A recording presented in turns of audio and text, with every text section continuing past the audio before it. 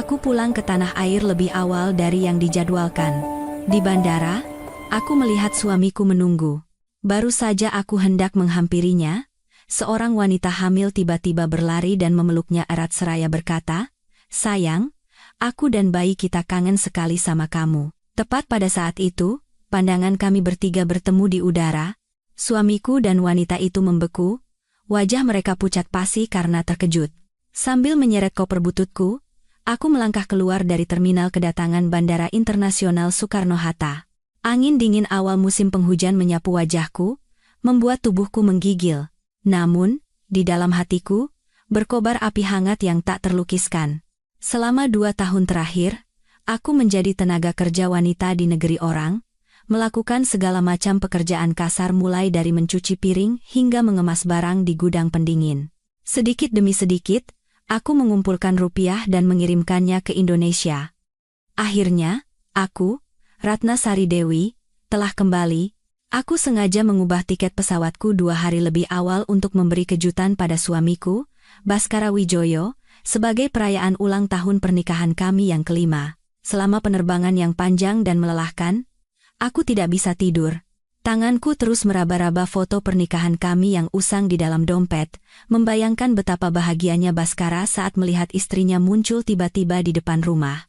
Suasana bandara hari ini begitu ramai dan sesak. Suara pengumuman penerbangan, gelak tawa orang-orang, dan deru roda koper di atas lantai marmer yang mengilap berbaur menjadi simfoni penyambutan. Aku mengabaikan keriuhan itu dan bergegas menembus kerumunan untuk mencari taksi. Namun, langkahku tiba-tiba terhenti. Di tengah lautan manusia yang terus bergerak, hanya aku yang seolah membeku. Di area penjemputan yang paling mencolok, berdirilah Baskara, pria yang pernah kucintai setengah mati, dengan penampilannya yang cerdas dan rapi.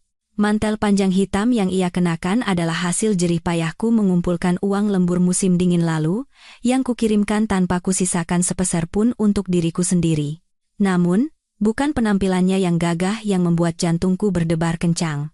Di tangannya, ada seikat besar mawar merah menyala, mungkin ada 99 tangkai. Ia menatap tajam ke arah pintu keluar dengan sorot mata penuh kerinduan dan penantian yang mendalam. Apa dia tahu aku akan datang? Inikah yang dinamakan ikatan batin suami istri? Kebahagiaan membuncah di dadaku, melenyapkan semua lelah dan sedih yang kurasakan selama 2 tahun di perantauan. Aku meletakkan koperku, bersiap memanggil namanya, Mas Baskara, dan berlari ke dalam pelukannya, tempat yang kupercaya sebagai pelabuhan teraman dalam hidupku. Aku ingin menangis sepuasnya di dadanya, menceritakan betapa aku merindukannya, bagaimana aku bertahan setiap malam musim dingin yang sepi dengan menatap fotonya. Namun, sebelum suaraku keluar, sesosok bayangan melesat melewatiku secepat angin. Seorang wanita muda berambut panjang yang tergerai lembut, mengenakan gaun hamil longgar berwarna gading. Tanpa ragu, ia berlari ke arah Baskara dan langsung menghambur ke dalam pelukannya. Lengan putihnya melingkari leher suamiku, dan dengan suara manja yang familiar hingga membuatku merinding, ia berkata, "Sayang, aku dan bayi kita kangen sekali sama kamu, aku sudah menunggu lama sekali." Refleks, Baskara menjatuhkan buket mawar itu ke lantai dan membalas pelukan wanita itu dengan kedua tangannya. Satu tangannya bahkan dengan hati-hati menopang punggung wanita itu yang berat karena kehamilan. Ia menunduk dan mengecup keningnya dengan lembut. Senyum yang merekah di bibirnya begitu cerah dan mesra, senyum yang selama 5 tahun pernikahan kami, bisa kuhitung dengan jari pernah kuterima. Pada saat itu, duniaku hancur berkeping-keping. Serpihan kaca yang tajam seolah menusuk jantungku. Tiba-tiba, seolah merasakan tatapan yang membakar, Baskara mengangkat kepalanya. Pandangannya, melewati bahu wanita itu, bertemu lurus dengan mataku yang berdiri mematung hanya beberapa langkah darinya. Senyum di wajahnya lenyap. Wajahnya yang tadinya bersemu merah, kini pucat pasi tanpa darah. Kedua matanya terbelalak seolah melihat hantu. Lengan yang memeluk pinggang wanita itu menegang, lalu terkulai lemas tanpa sadar. Wanita dalam pelukannya merasakan ada yang aneh, perlahan menoleh. Saat wajahnya terlihat jelas di bawah cahaya terang bandara, aku merasa seolah seseorang menghantam dadaku dengan palu godam raksasa. Napasku tercekat. Dia bukan orang asing. Bukan wanita sembarangan. Dia adalah sahabatku selama 10 tahun, Cynthia Lestari. Sahabat yang sebelum aku berangkat ke luar negeri, sambil menangis memegang tanganku erat-erat, aku titipkan pesan. Cynthia, aku pergi jauh. Tolong sesekali jenguk Mas Baskara. Ya, beri dia semangat. Di tengah keramaian bandara, kami bertiga berdiri. Namun, ruang di antara kami terasa hampa, dingin, dan diliputi keheningan yang mencekam. Aku menatap Baskara, lalu Cynthia, perutnya yang membuncit, dan akhirnya buket mawar merah yang tergeletak di lantai. Bunga itu tidak pernah ditujukan untukku. Penantian yang mesra itu juga bukan untukku, istrinya yang setia menemaninya dari nol. Keheningan yang menyesakan menindih kami, seolah kami terkubur di bawah puluhan ton beton. Aku tak bisa bergerak, tak bisa mengucapkan sepatah kata pun. Cynthia, setelah keterkejutan sesaat, wajahnya memutih dan bibirnya bergetar. Ia buru-buru melepaskan diri dari Baskara, mundur selangkah, lalu bersembunyi sepenuhnya di belakang punggung suamiku, seperti hewan kecil yang mencari perlindungan dari pemburu. Kata-kata yang diucapkannya terbata-bata, nyaris berbisik, tetapi terdengar jelas di telingaku. Ratna, kenapa kamu datang sekarang? Bukannya kamu bilang akan pulang 2 hari lagi? Pertanyaannya bagai seember air es yang disiramkan ke wajahku, membangunkanku dari mimpi buruk di siang bolong. Dengan tangan gemetar, aku melepaskan pegangan koperku. Koper itu jatuh ke lantai dengan suara keras, tetapi tak ada yang peduli. Aku melangkah maju selangkah. Kakiku terasa lemas, bukan seperti milikku lagi. Aku ingin bertanya. Aku ingin berteriak. Aku ingin merobek-robek topeng kemunafikan 2 manusia tak tahu malu di depanku. Namun, sebelum aku membuka mulut, Cynthia tiba-tiba memegangi perutnya dan mengerang kesakitan. Aduh, Mas Baskara, perutku sakit sekali. Sepertinya bayinya menendang. Mendengar jeritan Cynthia, Baskara tersadar seperti orang yang baru bangun dari tidurnya. Tanpa menoleh ke arahku sekalipun, ia langsung berbalik dan memapah Cynthia. Wajahnya menunjukkan kekhawatiran luar biasa yang belum pernah kulihat sebelumnya. Ia berkata dengan panik, Cynthia, kamu kenapa? Sakit sekali? Jangan buat aku takut. Melihatku yang masih berdiri terpaku, Baskara akhirnya menoleh. Di matanya, tak ada lagi sisa-sisa ikatan pernikahan. Yang ada hanya kejengkelan dan amarah. Ia menepis tanganku yang hendak terulur dan berteriak di tengah keramaian. Kamu ini sedang apa? Berdiri di situ lihat-lihat apa? Tidak lihat Cynthia sedang hamil? Kalau ada yang mau dibicarakan, nanti di rumah. Jangan berdiri melongo di sini bikin orang takut. Kamu mau membunuh anakku juga? Kata-kata Baskara adalah belati tajam yang memutuskan benang kesabaran terakhirku. Anakku. Di depanku, ia mengakui anak itu adalah anaknya. Tanpa sepatah kata penjelasan, tanpa sedikit pun rasa bersalah, ia melindungi selingkuhannya dan anak haram mereka. Aku, istri sahnya, yang bekerja mempertaruhkan nyawa untuk menyelamatkan perusahaannya yang diambang bangkrut, kini menjadi penjahat yang mengancam cinta sejati mereka. Aku membeku di tempat. Air mata panas mengalir di pipiku, tetapi hatiku sedingin abu. Baskara tidak menunggu reaksiku. Dengan satu tangan memapah Cynthia dan tangan lainnya membawa tas tangannya, ia bergegas keluar dari bandara. Ia sama sekali tidak memedulikan aku yang ditinggalkan sendirian bersama koperku yang tergeletak dan buket mawar yang dibuang. Ia tidak menoleh sekalipun untuk bertanya apakah aku baik-baik saja setelah penerbangan panjang, atau bagaimana aku akan pulang. Baginya sekarang, aku hanyalah penghalang yang harus segera disingkirkan untuk melindungi hartanya yang paling berharga. Aku berdiri sendirian di bandara yang terasa kosong. Di sekelilingku, terdengar bisikan dan tatapan penasaran dari orang-orang asing. Mereka menatapku dengan kasihan, seseorang bahkan berdecak dan berkata, kasihan, ya, pulang kerja dari luar negeri, malah memergoki suaminya selingkuh. Seorang pria yang terburu-buru menyeret kopernya menabrak bahuku dengan keras. Aku terhuyung dan nyaris jatuh. Ia menoleh ke belakang dan membentak dengan kesal. Kalau jalan lihat-lihat, jangan melamun di tengah jalan. Minggir, aku tersenyum getir, sambil menegakkan kembali koperku yang jatuh. Penyakit kronis yang kudapat karena sering menahan lapar demi mengirim uang untuk suamiku, mulai terasa perih lagi. Aku melangkah gontai mencari taksi dan dengan susah payah memasukkan barang bawaanku. Duduk di dalam taksi tua, aku melihat keluar jendela. Sedan hitam milik Baskara, mobil yang kubelikan dengan uang cicilanku, melaju kencang membawa wanita lain menuju rumah kami, sarang cinta kami. Dengan suara serak, aku berkata pada sopir taksi, "Pak, tolong ikuti mobil hitam di depan itu."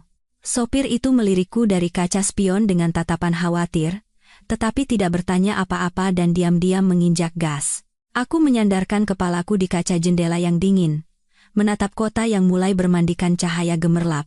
Namun, di dalam hatiku, yang ada hanyalah kegelapan pekat. Taksi berhenti di depan sebuah kompleks apartemen mewah.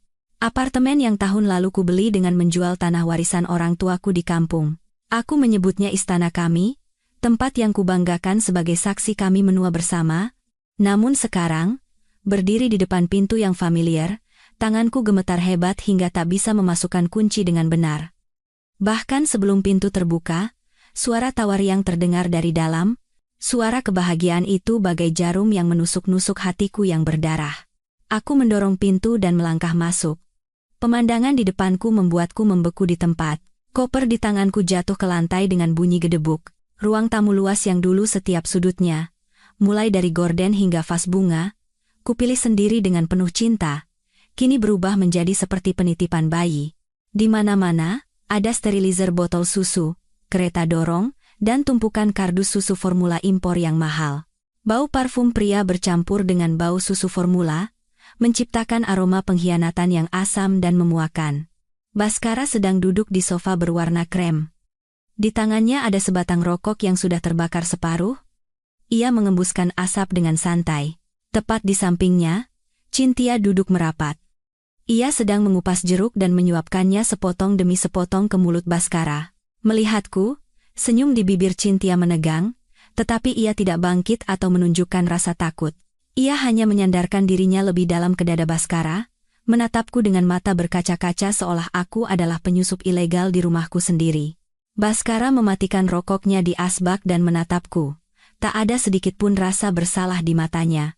Ia menghela napas dan berkata dengan suara dingin dan acuh tak acuh, "Sudah datang? Sini, duduk. Kita perlu bicara terus terang.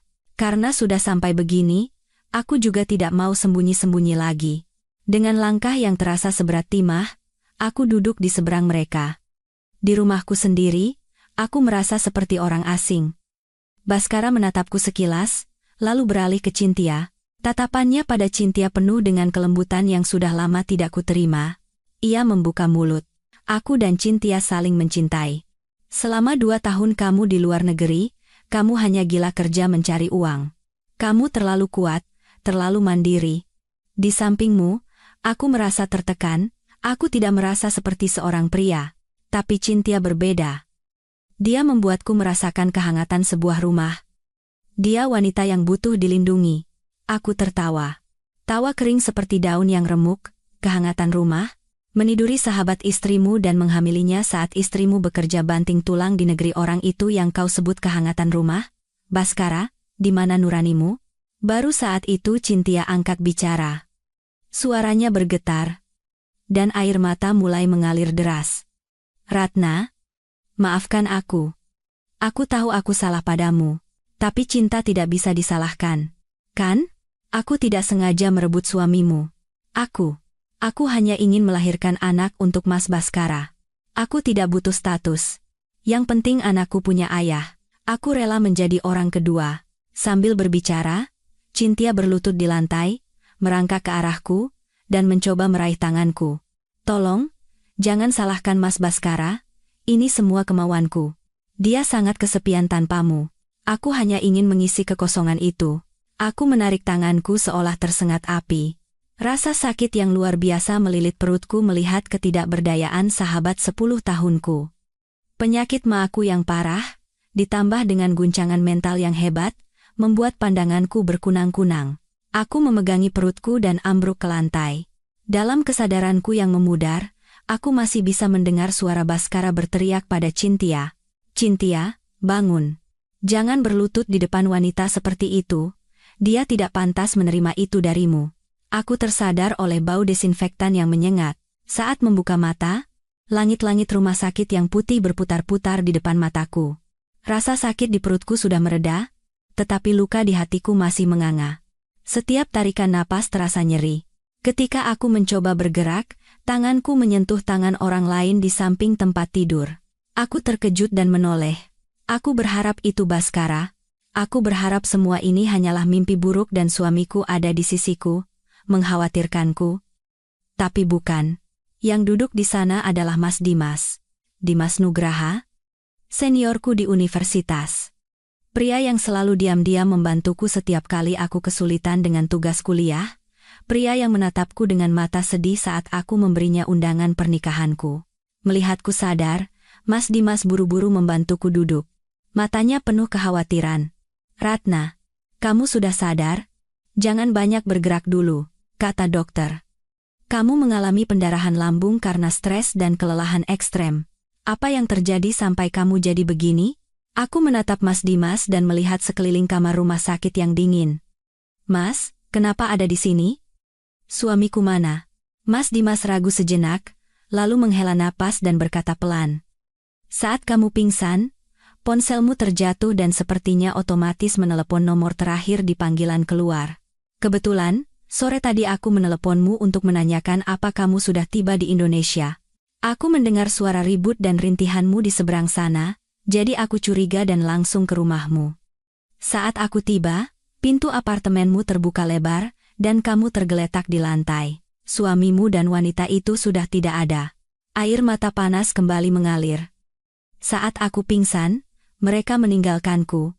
Untuk menghindari masalah? Atau karena mereka tidak mau repot membawaku ke rumah sakit? Bhaskara, pria yang berjanji akan menemaniku seumur hidup, kabur bersama selingkuhannya saat istrinya terkapar tak berdaya?" Aku meraih ponsel di meja samping tempat tidur. Di layar, ada puluhan panggilan tak terjawab dari ibuku di kampung. Ibu pasti punya firasat sesuatu telah terjadi. Tapi dari Bhaskara, tak ada satupun panggilan atau pesan. Dengan sisa harapan, aku membuka kotak masuk pesanku, tetapi tak ada bahkan sebaris kata pembelaan. Mas Dimas menatapku dengan iba. "Minumlah sedikit air, biaya administrasi sudah kurus. Dokter bilang kamu harus istirahat total, dan menghindari guncangan berat. Aku tidak ingin mencampuri urusan rumah tanggamu, tapi kalau butuh bantuan, katakan saja." Aku menggelengkan kepala dan tersenyum getir. "Terima kasih, Mas. Berkat Mas, nyawaku terselamatkan. Masalah rumah tanggaku, sepertinya sudah saatnya aku selesaikan sendiri." Aku melihat keluar jendela. Malam sudah pekat. Cahaya lampu jalan memantul di kaca, meninggalkan jejak belang-belang. Seperti bekas luka di hatiku. Selagi aku berjuang antara hidup dan mati di sini, di mana Bhaskara pasti sedang sibuk menenangkan Cynthia, membeli perlengkapan bayi, dan membangun keluarga yang begitu ia dambakan. Kesepian yang lebih dingin dari musim dingin di negeri orang menyelimutiku. Aku sadar, dalam pernikahan ini, aku telah kehilangan segalanya. Keesokan paginya, meskipun dokter dan Mas Dimas melarang, aku bersikeras untuk pulang. Aku tidak bisa hanya berbaring di rumah sakit menunggu kematian. Aku harus kembali ke rumah, menghadapi segalanya, dan mengakhirinya. Mas Dimas mengantarku sampai ke lobi apartemen dan baru pergi setelah memastikan aku masuk ke dalam lift. Saat aku membuka pintu, rumah itu masih berantakan seperti kemarin, tetapi bau rokoknya semakin pekat. Bhaskara duduk di sofa, asbak di depannya penuh dengan puntung rokok. Cynthia tidak terlihat. Mendengar pintu terbuka, Bhaskara menoleh padaku. Tatapannya menyelidik, tetapi juga tersirat kejengkelan. Tak sepatah kata pun ia bertanya tentang kesehatanku. "Semalam kamu kemana saja? Kenapa telepon tidak diangkat? Mau kabur dari rumah untuk menakut-nakuti siapa?" Bhaskara bertanya dengan nada seolah aku yang bersalah. Aku melempar tasku ke meja dan menatap matanya lurus-lurus. "Aku di UGD rumah sakit. Kamu tahu? Aku hampir mati di rumah ini. Saat aku pingsan, apa yang kamu dan wanita itu lakukan? Sibuk bermesraan?" Bhaskara tampak terkejut sejenak. Matanya goyah, tetapi ia cepat-cepat kembali memasang wajah dingin. Aku kira kamu cuma pura-pura. Cynthia sedang hamil, dia kaget melihat darah, jadi aku harus membawanya istirahat di kamar." Aku tidak tahu kalau kamu benar-benar pingsan. Pura-pura, aku tertawa hampa. Tawa itu terdengar begitu menyedihkan.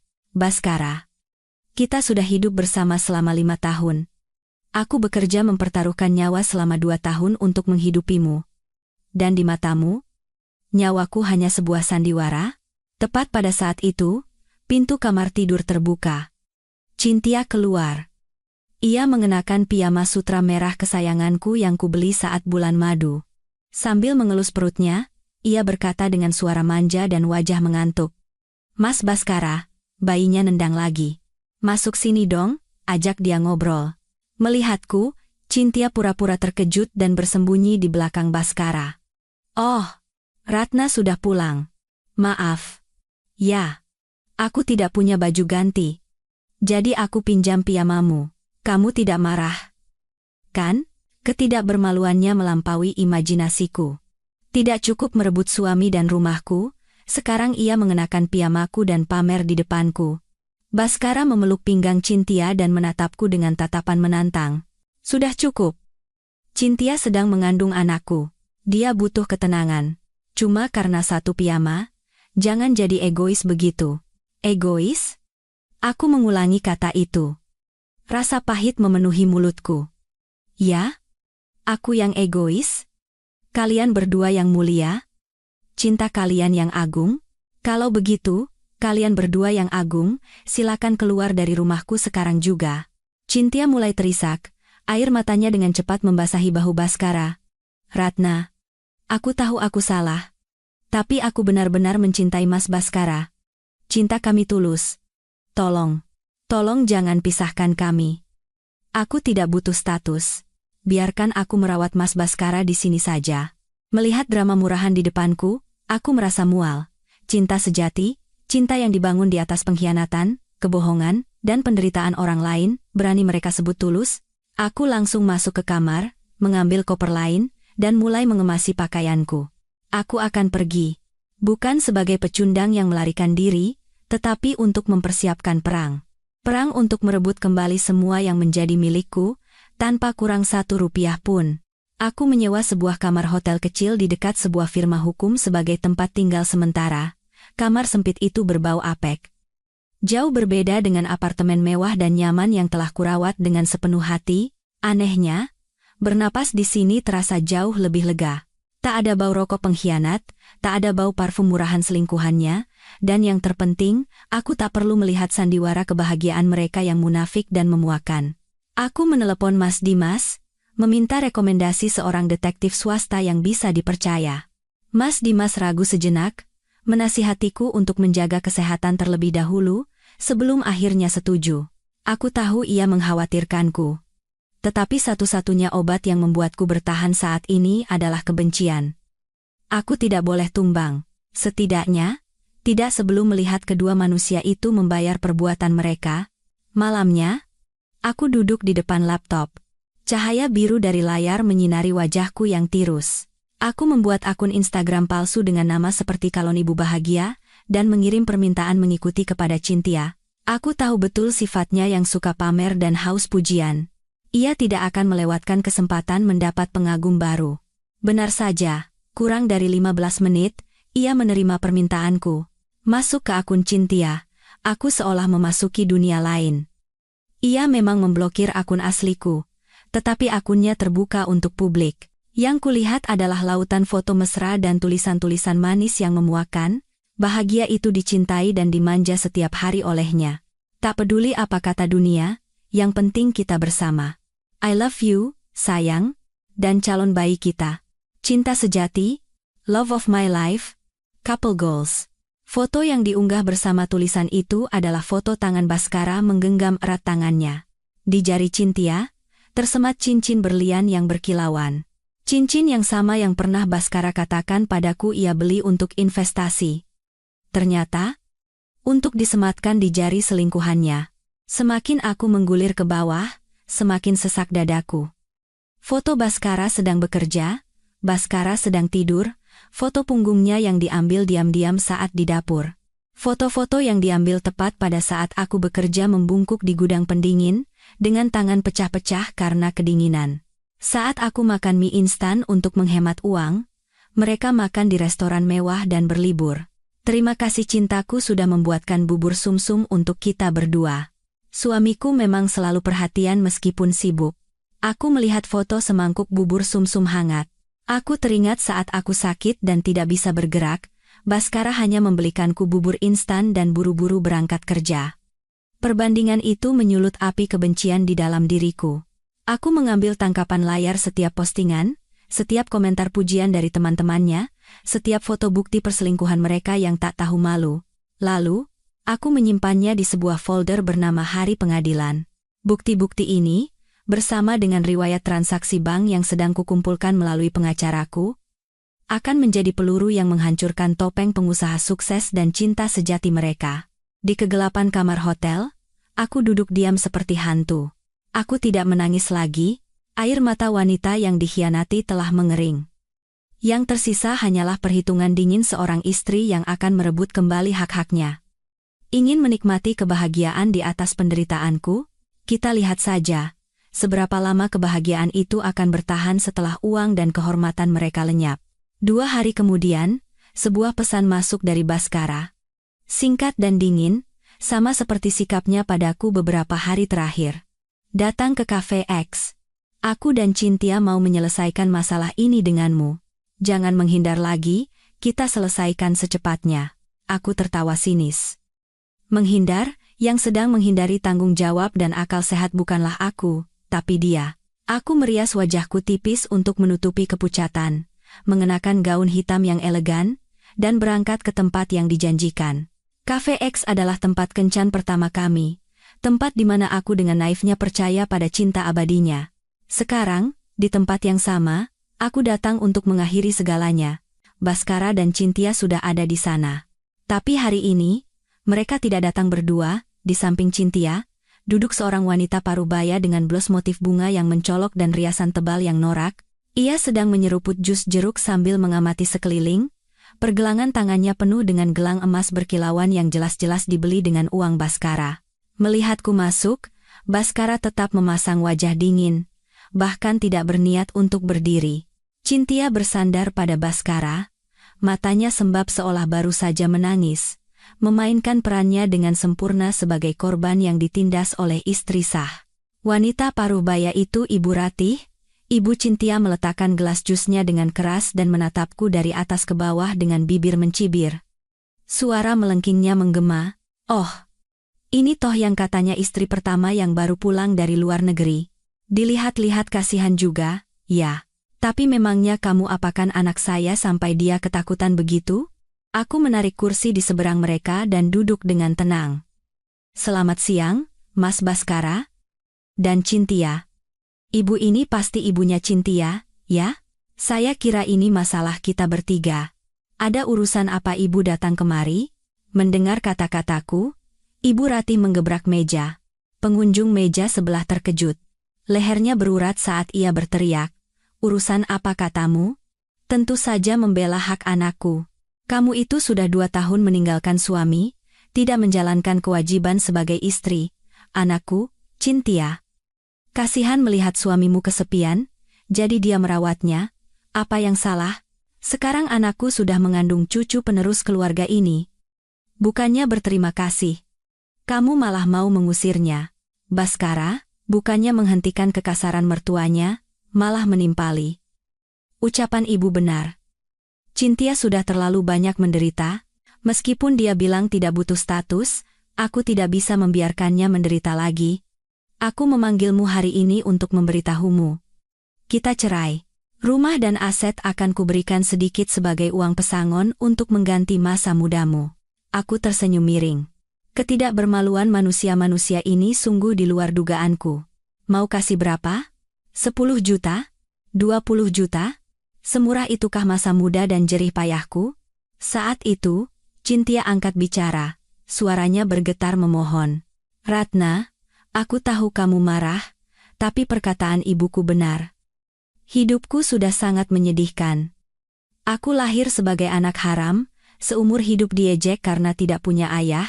Aku hanya ingin memberikan keluarga yang utuh untuk anakku. Tolong, demi aku dan anakku, Lepaskan Mas Baskara. Ya? Kata-kata Cynthia menjadi pemicu yang menghancurkan sisa kesabaranku. Untuk membenarkan perselingkuhannya, ia menjual masa lalunya sebagai anak haram dan menjadikan anak yang tak berdosa sebagai tameng. Sahabat yang pernah berjanji akan berbagi suka dan duka, kini menggunakan semua yang telah kubangun untuk menusuk jantungku. Melihatku diam, Ibu Ratih semakin menjadi-jadi. Ia menunjuk-nunjuk wajahku. Lihat apa? Omongan anakku salah? Dia sudah rela jadi istri simpanan, tidak minta pesta pernikahan, apalagi yang kamu mau? Pantesan suamimu bosan dan pergi, ternyata istri Mia picik begini. Kalau kamu tahu diri, tanda tangani saja surat cerai itu, jangan bikin malu keluarga dengan memperbesar masalah. Aku menarik napas dalam-dalam, menahan amarah yang mendidih.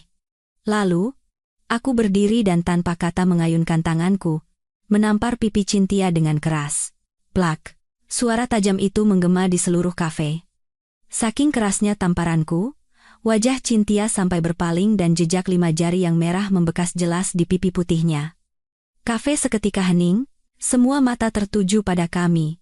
Cynthia memegangi pipinya, menatapku dengan mata terbelalak penuh syok, lalu menangis tersedu-sedu. Kamu berani menamparku? Kenapa tidak? Aku menatap matanya tajam dan menggeram. Tamparan ini hadiah untuk persahabatan 10 tahun kita yang sudah mati. Tidak butuh status? Lalu anak di perutmu itu pajangan? Kamu mau anakmu memanggilku apa? Ibu tiri? Atau pacar ayahnya? Hentikan sandiwara korbanmu itu. Aku tahu kamu sudah main gila dengan suamiku bahkan sebelum aku berangkat. Aku tahu apa yang kalian lakukan di tempat tidurku saat kalian datang ke rumahku. Sandiwara sudah berakhir. Aku muak dengan kemunafikan kalian. Wajah Cynthia pucat pasi. Ia tidak menyangka aku tahu sebanyak itu. Ibu Ratih, melihat anaknya ditampar, berlari hendak menjambak rambutku, tetapi aku dengan cepat menyambar gelas jus jeruk di meja dan menyiramkannya tepat ke wajahnya. Bu, kalau ibu mengajari anak ibu cara merebut suami orang, seharusnya ibu juga mengajarinya cara menerima tamparan. Jangan sembarangan bicara di sini. Saya bukan anak ibu. Aku mengambil tasku dan merapikan penampilanku. Lalu, aku menoleh ke arah Baskara. Kita bertemu di pengadilan. Dan ingat baik-baik kata-kataku hari ini. Hutang kalian padaku, baik perasaan maupun uang, akan kutagih sampai lunas, tanpa kurang 1 rupiah pun. Setelah itu, aku berbalik dan berjalan pergi, meninggalkan 3 orang yang meronta-ronta di dalam kubangan lumpur yang mereka ciptakan sendiri. Saat keluar dari kafe, sinar matahari yang cerah sempat membuatku pusing, tetapi anehnya hatiku terasa ringan. Aku tiba di kantor pengacara tepat pada waktu yang dijanjikan. Di tanganku, ada setumpuk berkas tebal berisi bukti-bukti yang kukumpulkan semalaman, riwayat transaksi bank dan tangkapan layar Instagram. Pengacara Chandra, yang direkomendasikan Mas Dimas, adalah seorang pria parubaya yang tenang dan berwibawa. Ia memeriksa berkas-berkas itu, dan mengangguk puas. Bukti perselingkuhannya jelas, dan bukti bahwa suami Anda menggunakan harta bersama untuk kepentingan pribadi juga cukup kuat. Kita berada di posisi yang sangat menguntungkan. Baskara juga sudah ada di sana bersama pengacara perusahaannya. Melihatku, ia tertawa sinis dengan ekspresi arogan. Ia melemparkan surat cerai yang sudah disiapkannya ke atas meja. Tanda tangani, rumah itu jadi milikku. Cynthia dan bayinya butuh tempat tinggal yang stabil. Untukmu, aku kasih 30 juta. Hubungan kita selesai. Jangan serakah. Perusahaan ini kubangun dengan darah dan keringatku. Kamu tidak punya andil apa-apa. Jadi jangan bermimpi. Aku mengambil surat cerai itu, membacanya sekilas, lalu merobeknya menjadi serpihan-serpihan kecil di depan mata Baskara. Di keheningan ruang rapat, suara kertas yang disobek terdengar seperti ejekan terhadap kenaifan dan keserakahannya. Aku mengeluarkan tuntutan pembagian harta yang telah disiapkan. Pengacara Chandra dari tasku dan mendorongnya ke hadapan Baskara. Aku tidak butuh 30 jutamu itu. Aku berkata dengan jelas dan tegas. Aku menuntut 80% dari harta bersama. Apartemen yang kita tinggali saat ini, tanah di kampung yang kau beli atas nama ibumu, dan yang terpenting, 50% saham perusahaanmu. Baskara melompat berdiri, wajahnya memerah karena marah. Kamu gila? 80%? Kamu pikir kamu siapa? Kamu cuma ibu rumah tangga biasa? Apa yang kamu tahu tentang bisnis sampai menuntut saham? Perusahaan ini kubangun dari nol. Jangan mimpi. Pengacara Chandra dengan tenang membuka mapnya dan meletakkan salinan riwayat transaksi bank di depan Baskara. Pak Baskara, harap tenang.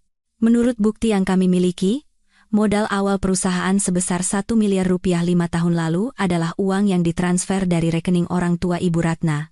Dengan kata lain, uang hasil penjualan tanah keluarga Ibu Ratna. Dan selama 3 tahun awal saat perusahaan merugi, seluruh gaji, bonus, dan pendapatan tambahan Ibu Ratna dimasukkan ke rekening perusahaan untuk membayar gaji karyawan dan biaya operasional. Kalau ini bukan kontribusi, lalu apa namanya? Baskara membeku melihat angka-angka yang tak terbantahkan di riwayat transaksi itu. Ia tergagap, itu kan Ratna melakukannya dengan sukarela. Wajar kan suami istri saling membantu? Akan menjadi wajar jika Anda setia? Potongku dengan dingin. Tapi Anda mengkhianatiku, menggunakan uangku untuk menghidupi selingkuhanmu, membelikannya mobil dan rumah. Anda telah melanggar janji suci pernikahan dan menyebabkan kerugian mental dan material padaku.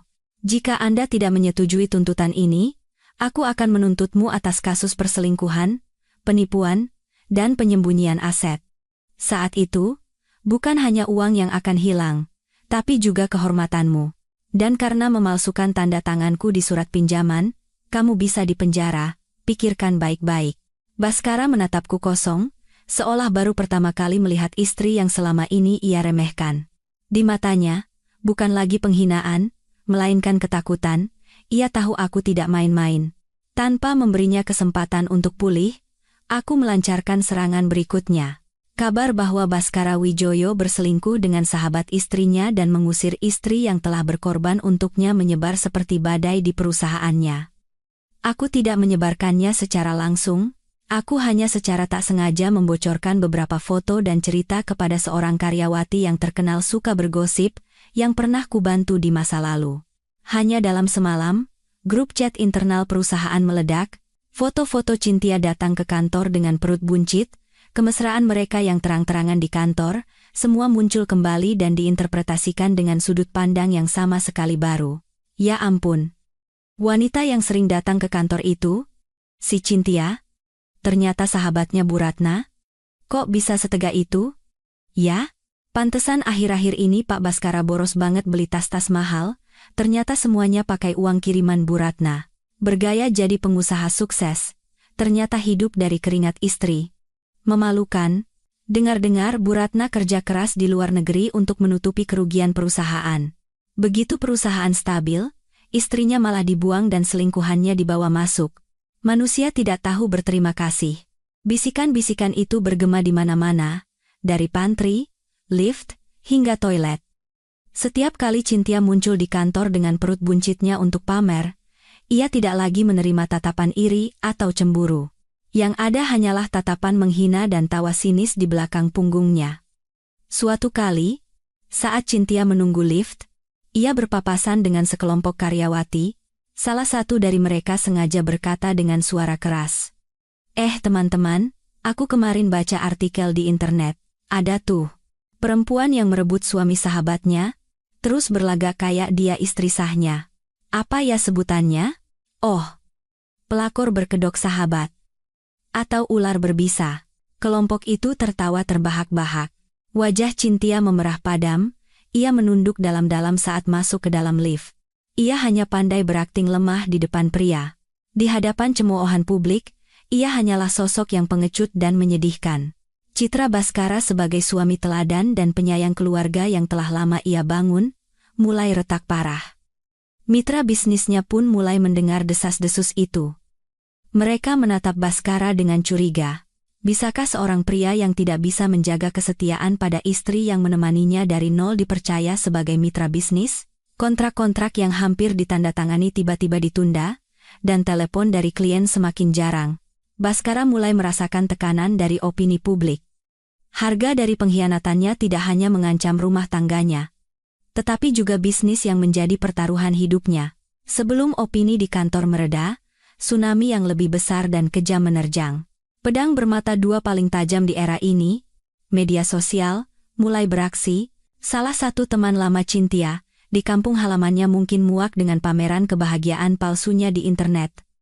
Menulis sebuah postingan panjang di sebuah forum online, membongkar masa lalu gemilang keluarga Cynthia. Tulisan itu menyebar dengan cepat ke berbagai komunitas dan menjadi viral tak terkendali. Ternyata, bakat Cynthia merebut suami orang bukan bawaan lahir, melainkan hasil didikan sistematis dari ibunya. Tetangga itu membeberkan masa lalu Ibu Ratih secara detail.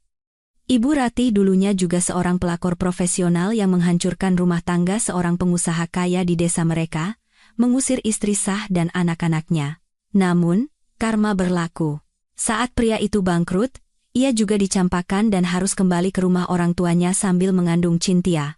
Netizen menyebutnya DNA pelakor. Di bawah postingan Instagram Cynthia, hujan-hujatan mengerikan turun. Buah jatuh tidak jauh dari pohonnya. Keluarga sampah. Merebut suami sahabat 10 tahun? Lebih rendah dari binatang. Sudah numpang hidup, gayanya selangit. Orang-orang kayak gini harusnya dibuang ke pulau terpencil. Kata-kata penuh kebencian itu menjadi panah yang merobek-robek sisa harga diri ibu dan anak itu. Baskara, yang lebih mementingkan citra daripada nyawa, kini menjadi sasaran cemoohan kemanapun ia pergi. Ia pulang ke rumah dengan wajah murka. Begitu membuka pintu, ia melihat Ibu Ratih duduk bersila di sofa sambil makan kuaci. Baskara tak bisa menahan amarahnya dan menendang meja kaca. Ia menggeram, "Apa yang kalian lakukan? Kenapa masa lalu kotormu itu bisa tersebar di internet? Kalian mau membuatku tidak bisa menunjukkan muka di masyarakat?" Ibu Ratih yang biasanya galak, hendak membantah, tetapi ciut melihat mata Baskara yang merah seperti binatang buas. Cynthia berlari keluar dari kamar, menangis dan bergantung di lengannya. "Mas Baskara, jangan percaya omongan mereka. Itu semua perbuatan Ratna. Pasti dia yang membayar orang untuk memfitnah aku dan ibuku. Dia cemburu dan ingin menghancurkan kebahagiaan kita." Baskara menepis tangan Cynthia. Tak ada lagi cinta di matanya. Hanya kejengkelan dan kecurigaan. Ia mengeluarkan ponsel dan meneleponku. Aku melihat nama calon mantan suami di layar, tersenyum sinis, dan menjawab telepon.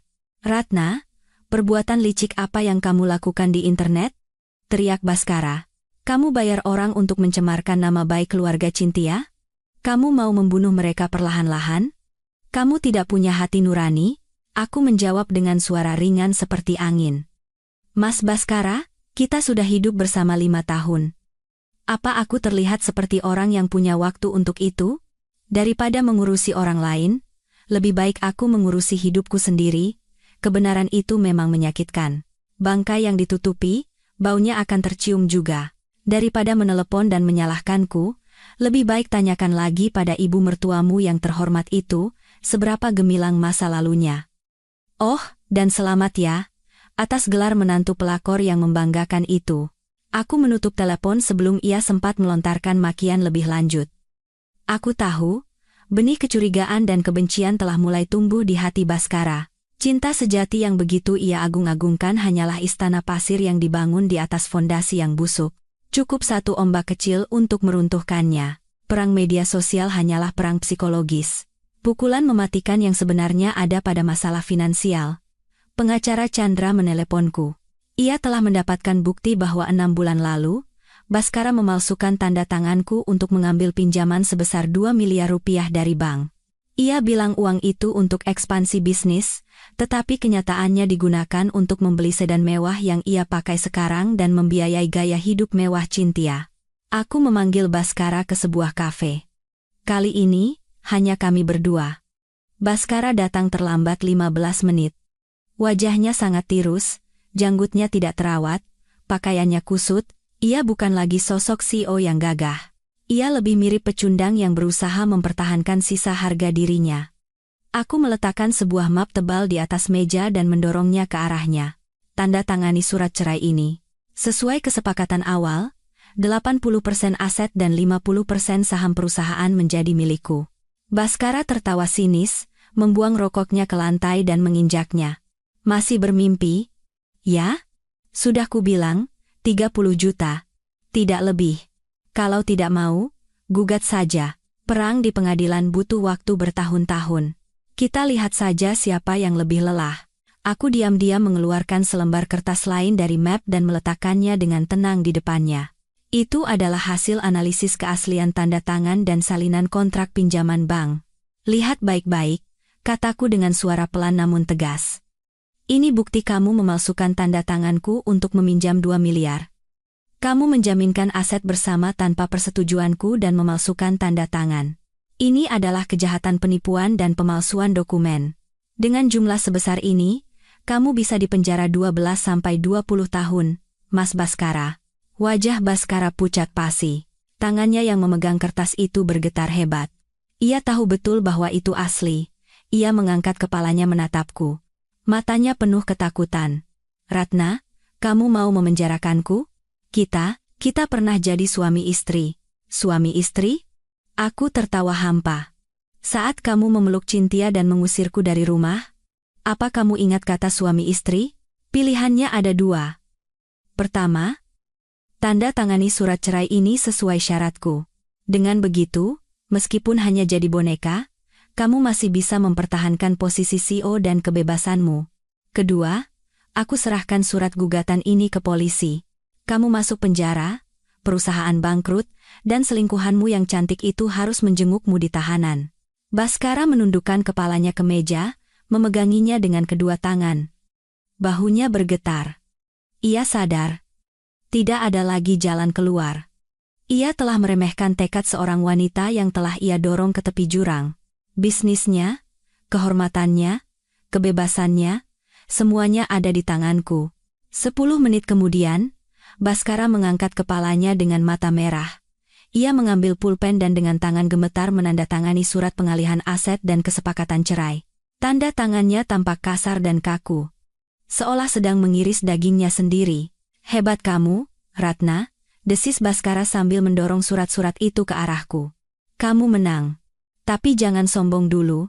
Kamu tidak akan hidup tenang memeluk tumpukan uang itu. Kamu wanita berhati iblis. Aku menerima surat-surat itu, memeriksa setiap tanda tangan dengan teliti, lalu memasukkannya ke dalam tas. Aku berdiri dan menatap pria yang pernah kucintai dengan tulus, yang kini menjadi sosok hina dan serakah. Terima kasih atas pujiannya. Aku menjadi iblis berkat kamu. Dan jangan khawatirkan aku. Urus saja dirimu dan istana barumu yang penuh badai itu. Aku melangkah keluar dari kafe. Langit begitu biru, angin terasa sejuk. Beban seberat ribuan ton yang menekan pundakku akhirnya terangkat. Aku menang. Tetapi, lebih dari rasa kemenangan, yang kurasakan adalah kesedihan atas tahun-tahun masa muda yang kuhabiskan untuk orang yang salah.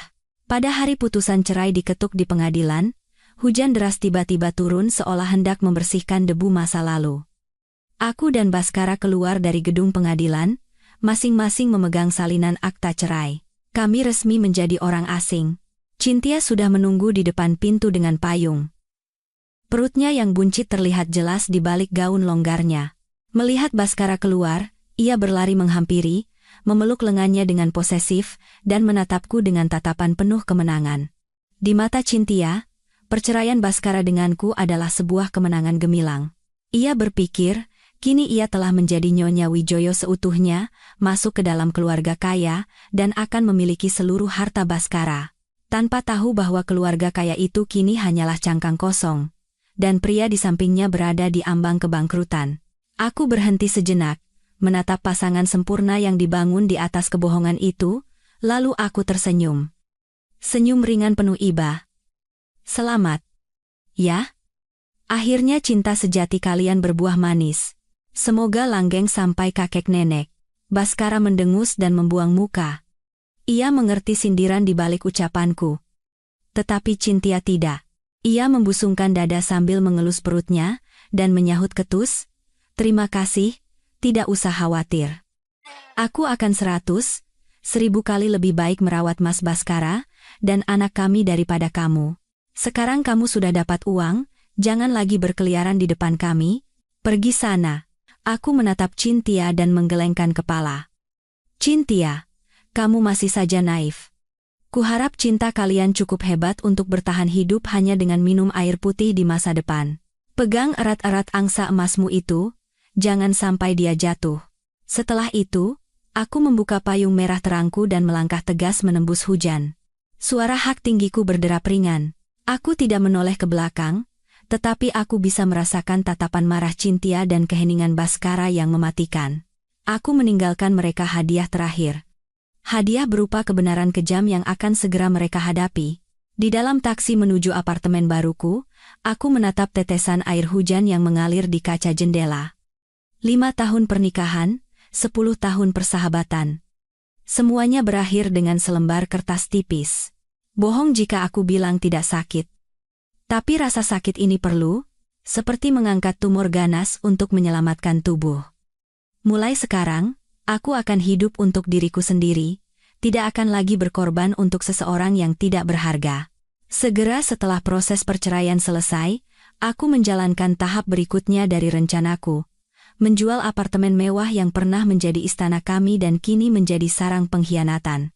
80% saham apartemen itu milikku, dan Bhaskara yang terlilit hutang tidak punya uang tunai untuk membeli sahamku, jadi semua keputusan ada di tanganku. Aku menjualnya sedikit di bawah harga pasar agar cepat laku. Aku tidak ingin terikat dengan kenangan kotor di sana sedetik pun lebih lama. Mendengar kabar apartemen akan dijual, Bhaskara mengamuk. Ia meneleponku, melontarkan makian dan ancaman, tetapi aku menjawab dengan tenang. Kalau mau mempertahankan rumah itu, cari uang dan beli sahamku. Kalau tidak, kosongkan barang-barangmu paling lambat hari Minggu ini. Pemilik baru akan masuk. Tentu saja, Bhaskara tidak bisa mendapatkan uang sebanyak itu. Ia akhirnya dengan terpaksa membawa Cynthia yang hamil tua, dan Ibu Ratih yang serakah pindah dari apartemen mewah ke sebuah kontrakan tua dan kumuh yang ia temukan dengan tergesa-gesa. Kehidupan nyonya besar yang diimpikan Cynthia pecah seperti gelembung sabun. Kontrakan yang mereka tempati sempit dan pengap, kat dindingnya mengelupas di sana-sini, begitu membuka pintu, Ibu Ratih langsung menutup hidung dan mengeluh. Ya ampun, mana bisa hidup di tempat seperti ini? Kandang anjing saja lebih bagus. Katanya rumah menantuku megah. Kenapa sekarang kita terdampar di pojokan begini? Apa semua uangnya dirampas perempuan itu? Bhaskara, yang pikirannya sudah pusing karena masalah perusahaan, meledak mendengar keluhan Ibu Ratih. Berisik. Harusnya ibu bersyukur masih punya tempat tinggal. Memangnya uang turun dari langit? Anak ibu itu tidak tahu cara cari uang, cuma tahu menghabiskannya, sekarang malah bawa ibunya untuk ikut numpang. Cynthia, lelah karena kehamilan dan malu karena suaminya memarahinya di depan ibunya, tidak bisa menahan diri. Ia menangis. Kenapa kamu membentak ibuku? Ibu kan khawatir soal cucu di perutku. Sejak pindah ke lubang tikus ini, kita tidak pernah makan enak. Dan mobil yang kamu janjikan itu? Balik nama atas nama ibuku ya, biar ibu bisa pergi-pergi dengan nyaman. Sampai kapan harus naik taksi terus? Kalau kamu kenapa-napa, setidaknya kami berdua punya pegangan. Bhaskara menatap kosong kedua wanita di depannya. Usia mereka berbeda, tetapi keserakahan mereka sama. Tiba-tiba ia teringat masa-masa hidup bersamaku. Orang tuaku di kampung, meskipun miskin, tidak pernah meminta sepeser pun darinya. Sebaliknya, saat tahu Bhaskara kesulitan memulai bisnis, mereka diam-diam memberiku uang simpanan hari tua mereka untuk kusampaikan padanya. Sementara ibu dan anak ini, saat ia punya uang, mereka menempel seperti lintah. Sekarang ia akan bangkrut, mereka malah berpikir untuk mengamankan aset. Ia tertawa getir dan menatap lurus ke arah Cynthia. Minta balik nama mobil, takut aku bangkrut, takut aku jadi gembel. Jadi mau mengamankan harta duluan, begitu? Cynthia, kamu mencintaiku atau uangku? Ucapan ibumu benar, aku sekarang sudah tidak punya apa-apa. Kalau kamu punya kemampuan, cari saja pria kaya lain. Setelah berkata begitu, Bhaskara masuk ke kamar dan membanting pintu. Di belakangnya, terdengar makian Ibu Ratih dan tangisan Cynthia. Berbaring di ranjang yang berderit sambil menatap langit-langit yang bernoda, ia menelan air mata pahit. Ia telah membuang berlian demi kerikil yang serakah. Saat grup Mahardika mulai mencekik aliran dana perusahaannya, uang mereka semakin menipis. Meja makan yang dulu penuh hidangan lezat, kini hanya diisi tahu, tempe, dan beberapa potong daging babi asin. Malam itu, Suasana di meja makan terasa begitu mencekik. Ibu Ratih mengambil sepotong tahu sambil mencibir. Tahu lagi? Makan begini terus. Bagaimana gizi cucuku? Menantu macam apa yang membiarkan anak istrinya kelaparan begini? Baskara, dengan kepala tertunduk di mangkuk nasinya, berkata pelan, kalau tidak mau, jangan dimakan, saya sudah berusaha semaksimal mungkin. Semuanya sedang sulit, tolong diam sebentar. Cynthia, yang mual karena mengidam, mendorong piringnya dan merengek. Aku tidak mau makan ini. Aku mau makan sup ayam ginseng. Mau sarang burung walet juga, Mas? Pinjam uang sama temanmu, dong. Belikan untukku. Bayinya menendang-nendang. Katanya lapar. Baskara meletakkan sendoknya dengan keras. Suara itu membuat ibu dan anak itu terlonjak. Ia berteriak. Pinjam? Pinjam sama siapa? Semua temanku menghindariku setelah tahu aku dicampakkan istriku dan perusahaanku diambil alih. Kalian pikir uang itu daun? Kalau mau makan enak, cari sendiri. Dihardik seperti itu, Cynthia meledak dalam tangis. Ia mengambil ponselnya dan meneleponku. Aku sedang membaca buku. Nomornya tidak kukenal, tetapi aku punya firasat itu, Cynthia. Aku mengangkatnya. Halo? Begitu aku bersuara, tangisan pecah di seberang sana. Ratna, kamu benar-benar iblis. Gara-gara kamu mengambil semua uang Mas Baskara, aku jadi menderita begini. Tolong kirimi aku uang. Aku sedang hamil, harus makan yang bergizi. Kamu kan juga perempuan. Apa kamu tidak kasihan padaku? Aku tidak percaya dengan apa yang kudengar. Ketidakbermaluannya sudah mencapai tingkat patologis. Aku tertawa sinis dan menjawab dengan dingin.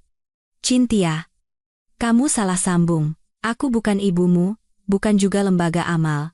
Waktu kamu merebut suamiku, kamu bilang cinta sejati tidak butuh materi. Sekarang kalau lapar, makan saja cintamu itu, atau minum air putih, jangan ganggu aku lagi. Aku sedang sibuk menikmati hidup sebagai single kaya raya. Aku menutup telepon dan memblokir nomornya. Aku bisa membayangkan Cynthia yang melempar ponselnya karena putus asa dan Baskara yang memegangi kepalanya karena frustrasi. Kehidupan indah yang mereka impikan ternyata adalah jalan berduri menuju jurang. Nasi berlauk air mata dan pertengkaran tiada henti akan menjadi lagu latar pernikahan hasil curian mereka. Di bawah kendali Pak Suryo Pranoto, perusahaan yang menjadi kebanggaan Baskara mulai dibongkar tanpa ampun. Dengan data analisis yang kuberikan, Pak Suryo yang telah memahami semua kelemahan perusahaan, membanting harga produk andalan hingga tak ada lagi keuntungan, dan membajak semua tenaga ahli kunci yang pernah Baskara anggap sebagai saudara dengan tawaran yang fantastis. Baskara, seperti jenderal yang kehilangan pasukannya, tak berdaya melihat pasarnya direbut, penjualan anjlok, stok menumpuk, dan telepon dari bank untuk menagih utang datang setiap hari. Dalam rapat umum pemegang saham, Baskara menggebrak meja dan menyalahkan karyawannya, tetapi tidak pernah mengakui ketidakmampuannya sendiri. Aku membaca berita ekonomi, sambil menyeruput kopi di apartemen baruku, PT Wijaya Perkasa diambang kebangkrutan, petinggi kunci ramai-ramai mengundurkan diri. Lebih dari rasa puas, yang tersisa hanyalah kesadaran mendalam akan hukum karma. Baskara merasa dirinya hebat, tetapi tahtanya dibangun di atas pengorbananku. Saat aku menarik fondasi itu, istana pasirnya tak bisa tidak runtuh. Baskara bahkan sampai meminjam uang dari rentenir demi menyelamatkan sisa-sisa perusahaannya. Semakin ia meronta, semakin kencang jerat utang melilit lehernya. Suasana di rumah menjadi sangat menyesakkan. Tuntutan uang dari mertua, tangisan istri, dan telepon dari penagih utang, rumah menjadi penjara bagi jiwanya. Ia menjadi takut untuk pulang. Sepulang kerja, bukannya berlari menuju cinta sejatinya, ia malah singgah dari satu warung remang-remang ke warung lainnya, mabuk untuk melupakan kenyataan. Suatu hari, ia pulang dan melempar tasnya dengan kesal. Aku ada perjalanan dinas keluar kota selama seminggu. Ada investor besar yang mau mendanai kita. Kalau proyek ini berhasil, hidup kita akan berubah. Cynthia, matanya berbinar mendengar kata uang, tetapi tak bisa menyembunyikan kecurigaannya. Benar dinas? Bukan kabur? Kan? Atau jangan-jangan kamu punya perempuan lain? Akhir-akhir ini kamu aneh. Baskara terkejut dan membentak. Jangan bicara sembarangan. Aku kerja. Bukan main-main. Lihat kondisi rumah ini. Tanpa uang, kita mau hidup bagaimana? Sebenarnya, perjalanan dinas dan investor itu bohong. Itu adalah drama pelarian untuk menjauh dari dua wanita serakah itu. Ia mengumpulkan sisa uangnya, menyewa sebuah motel murah di pinggiran kota, mematikan ponselnya, dan mengurung diri di sana. Namun, pelarian pengecutnya justru menjadi pemicu tragedi yang lebih besar. Di rumah, Ibu Ratih menanamkan berbagai kecurigaan di kepala Cynthia. Pergi kemana dia sampai telepon dimatikan? Pasti selingkuh. Laki-laki itu semua sama. Kalau tidak dipegang erat, uangnya akan habis untuk perempuan lain. Kecurigaan mengubah Cynthia menjadi monster pencemburu. Ia menelepon Baskara ratusan kali, tetapi yang terdengar hanyalah nada telepon tidak aktif. Ibu Ratih memutuskan untuk membuntutinya sendiri. Dengan pengalamannya di masa lalu, ia menggali informasi dari satpam di perusahaan lama Baskara dan melacaknya berdasarkan petunjuk samar. Kebetulan, pada hari kelima perjalanan dinas, Baskara benar-benar punya janji. Bukan dengan investor, melainkan dengan seorang pimpinan wanita dari perusahaan rentenir harapan terakhirnya untuk menyelamatkan perusahaan. Pertemuan itu diadakan di sebuah kafe yang tenang. Sambil berusaha menyembunyikan penampilannya yang kuyu, ia mati-matian meyakinkan wanita elegan di depannya untuk meminjamkan uang. Tepat saat Baskara membungkuk untuk menuangkan teh dengan sopan demi mengambil hatinya, Ibu Ratih datang. Melihat pemandangan itu dari balik jendela kaca, amarahnya meledak. Ia menyerbu masuk ke dalam kafe seperti badai. "Tertangkap kau. Dasar bajingan," katanya dinas. "Ternyata main perempuan di sini," teriak Ibu Ratih sambil menjambak rambut pimpinan wanita itu dan hendak menamparnya. Wanita itu menjerit, cangkir teh di meja tumpah membasahi gaun mahalnya. Baskara pucat pasi dan mencoba melerai mereka. "Ibu, apa yang Ibu lakukan? Lepaskan beliau. Ibu sudah gila." "Aku tidak gila. Perempuan jalang ini tidak akan kubiarkan." Beraninya selingkuh saat istrinya hamil tua di rumah. Pengunjung kafe mulai berbisik dan merekam video. Pimpinan wanita itu berhasil melepaskan diri, wajahnya merah padam karena marah, dan menunjuk ke arah Baskara. "Pak Baskara, saya kira Anda orang baik-baik yang sedang kesulitan, makanya saya mau membantu. Saya tidak tahu kalau keluarga Anda sekasar ini. Jangan hubungi saya lagi, dan siapkan ganti rugi untuk gaun saya ini." Ia pergi, meninggalkan Baskara yang termangu di tengah tatapan hina orang-orang dan mertuanya yang merasa menang besar. Baskara menyeret Ibu Ratih pulang dan membanting pintu. Ia menatap mertua dan istrinya dengan mata penuh kebencian. "Sekarang kalian puas?" geramnya. "Kalian tahu siapa yang baru saja kalian serang? Dia harapan terakhirku. Satu-satunya orang yang bisa menyelamatkan perusahaan ini. Tapi kalian memukulnya dan memanggilnya jalang. Kalian membunuhku. Kalian memutus napas terakhir keluarga ini." Ibu Ratih baru menyadari gawatnya situasi, tetapi masih membela diri. "Ya, salah sendiri bertingkah mencurigakan," katanya dinas. "Kenapa bertemu dengan perempuan lain? Wajar kan aku curiga." Cynthia ikut menangis. "Mas, Ibu kan begitu karena khawatir padaku. Kalau tidak bisa pinjam di sana, kan bisa pinjam di tempat lain." "Tempat lain?" Baskara tertawa seperti orang gila. "Kamu pikir pinjam uang itu semudah beli sayur di pasar? Kamu tahu berapa banyak orang yang harus kusujudi untuk bisa membuat janji hari ini? Kalian berdua ini bencana. Sejak aku berhubungan dengan kalian, hidupku hancur." Ia membalikan meja makan. Piring pecah berantakan, makanan tumpah ke lantai. Ia menunjuk ke arah Cynthia dan berteriak, "Aku menyesal. Meninggalkan Ratna demi kamu adalah kesalahan terbesar dalam hidupku. Ratna memberiku uang, tapi kalian berdua hanya menghancurkan hidupku. Pergi, pergi kalian semua dari hadapanku." Cynthia membeku. Untuk pertama kalinya, Baskara mengakui penyesalannya, mengakui bahwa aku lebih baik darinya. Kebenaran kejam itu menembus jantungnya. Malam itu, hujan deras mengguyur Jakarta. Aku sedang membaca buku di bawah cahaya lampu yang hangat. Tiba-tiba, bel pintuku berbunyi bertubi-tubi. Di layar interkom, tampak Baskara, mabuk dan basah kuyup, bersandar di pintuku. Ia bukan lagi CEO yang elegan. Ia seperti gelandangan. Aku tidak membuka pintu, hanya menjawab melalui intercom dengan dingin. Ada apa malam-malam begini? Kalau mabuk, pulang saja ke anak istrimu. Jangan ganggu aku. Mendengar suaraku, ia menatap ke arah kamera. Matanya merah, wajahnya basah oleh air hujan dan air mata.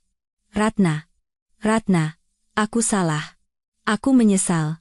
Tolong buka pintunya, sebentar saja. Aku berdiri di balik pintu, mendengarkan permohonan pria yang pernah menjadi duniaku. Hatiku tidak goyah sedikit pun. Ia menyesal bukan karena mencintaiku. Ia menyesal karena uangnya habis dan ia terpojok. Jika perusahaannya masih jaya dan Cynthia masih bermanja-manja, akankah ia mengingat istri yang menemaninya dari nol ini? Ratna, tolong aku. Aku tidak mau pulang ke rumah itu. Aku takut. Aku mengambil ponsel dan menelepon pos keamanan. Selamat malam. Ada orang mabuk yang membuat keributan di depan pintu saya. Tolong diamankan. Beberapa menit kemudian, terdengar suara satpam menyeretnya pergi. Aku tahu, ini adalah momen terakhir Baskara datang mencariku dengan sisa harga dirinya. Besok pagi, saat mabuknya hilang, dan ia berhadapan dengan tumpukan utang, ia bahkan tidak akan punya waktu untuk mengenang masa lalu. Sejak malam itu, kemalangan datang silih berganti menimpa Baskara. Perusahaannya resmi dinyatakan bangkrut. Bank menyita aset terakhirnya, mobilnya. Ia benar-benar menjadi gembel dengan utang ratusan juta kepada rentenir. Tapi tragedi tidak berhenti di situ. Ibu Ratih yang cerdik, menyadari tidak ada lagi yang bisa diperas dari menantunya. Suatu pagi, ia mencuri uang darurat terakhir, Baskara 5 juta rupiah yang disisihkan untuk biaya persalinan Cynthia dan kebutuhan hidup lalu kabur. Aku bisa mati kelaparan kalau bersama kalian. Uang ini kuambil sebagai ganti biaya membesarkanmu, begitu bunyi pesan yang ia tinggalkan. Cynthia, syok karena dicampakkan oleh ibu kandungnya sendiri, kehilangan kata-kata. Baskara kehilangan akal sehat dan mencekik lehernya. Semua ini gara-gara kalian. Gara-gara keserakahan kalian, hidupku jadi begini. Akibat guncangan itu, Cynthia merasakan sakit perut yang hebat dan pingsan. Darah menggenang di lantai. Baskara baru tersadar, tetapi tak ada sepeser pun uang di sakunya. Ia meminjam 50.000 rupiah dari tetangga untuk membawa istrinya ke rumah sakit. Dokter mengatakan ada tanda-tanda kelahiran prematur dan perlu operasi darurat, tetapi ia tidak punya uang untuk biaya operasi. Telepon ke teman-temannya tak ada yang menjawab. Akhirnya, sambil menangis, ia harus menelepon orang tuanya di kampung yang selama ini ia abaikan. Cynthia melahirkan di meja operasi, bayinya lahir prematur dan harus masuk inkubator. Cynthia menderita depresi pasca persalinan, ia hanya duduk melamun sepanjang hari, mengigau hal-hal aneh seperti, "Beri aku uang, aku mau makan enak." Kadang-kadang ia mengamuk, melempar barang, atau mencoba menyakiti bayinya yang menangis. Baskara juga tenggelam dalam keputusasaan, setiap hari mabuk. Berisik. Kenapa menangis terus? Ia pernah melempar botol minuman keras ke arah bayinya. Semua cerita ini kudengar dari Mas Dimas, yang kebetulan tinggal di dekat kontrakan mereka. Aku membayangkan pemandangan itu. Kamar yang gelap dan lembab, tangisan bayi yang tak berdosa, makian suami, tatapan kosong sang istri. Itu adalah gambaran sempurna bagaimana sebuah keluarga yang dibangun di atas pengkhianatan hancur berkeping-keping. Suatu malam, sebuah telepon masuk dari nomor tak dikenal. Cynthia. Suaranya serak dan penuh keputusasaan. Ratna. Maafkan aku. Tolong selamatkan bayiku. Bayinya demam tinggi dan kejang-kejang. Tetapi mereka diusir dari rumah sakit karena tidak bisa membayar biaya. Suaminya mabuk, memukulinya, dan mengusirnya.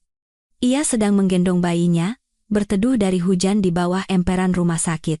Aku memejamkan mata sejenak. Kebencian membara, tetapi aku tidak bisa mengabaikan bayi yang tidak berdosa. Aku menghubungi Mas Dimas. Memintanya membayar biaya rumah sakit dan mengurus administrasi rawat inap mereka.